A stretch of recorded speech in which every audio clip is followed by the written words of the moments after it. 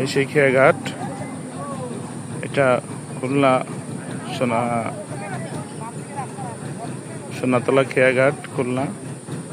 এখান থেকে শত শত মানুষ খেয়া পার হয়। দেখেন এটা ঘাট।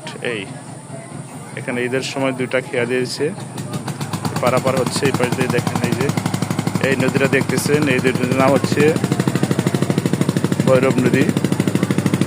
এই যে খেয়া যাচ্ছে, দুইটা খেয়া দেখতেছেন। এই ভৈরব নদী দেখেন কত জাহাজ।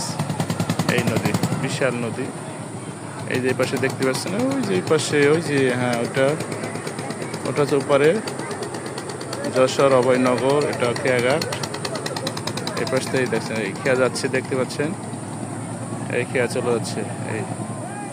এই খেয়া যাচ্ছেন, একটা খেয়াতে মিনিমাম 70, 80, 100 জন লোক আছে। এই যাচ্ছেন, সবাই তাদের জন্য দোয়া করবেন। এটা রিক্স, খেয়া পার হওয়ার, নদীতে অনেক পানি, এখন জোয়ার নেই।